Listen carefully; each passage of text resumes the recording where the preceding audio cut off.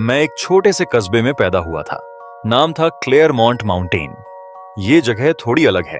चारों तरफ 5 बड़ी झीलें, अधिकतर इलाका घने जंगलों से ढंका हुआ है। मेरा परिवार एक पहाड़ की चोटी पर रहता है।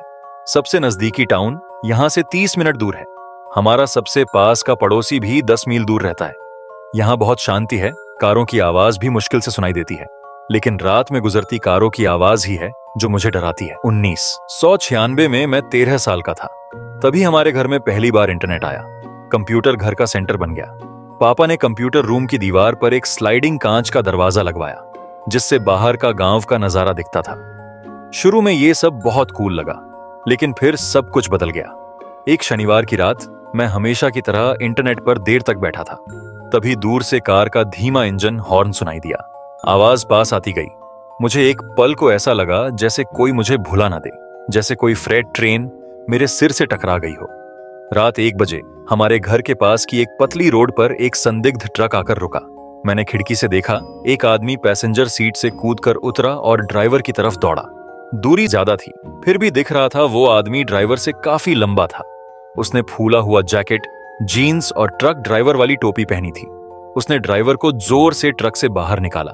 ऐसा लग रहा था जैसे वो उसे कुछ हुक्म दे रहा हो। ड्राइवर घबराया हुआ लग रहा था और हिचकिचा भी रहा था। पैसेंजर ने उसे फावड़ा दिया और रोड के पास जमीन की ओर इशारा किया। ड्राइवर ने पागलों की तरह खुदाई शुरू कर दी। वो बहुत घबराया हुआ लग रहा था।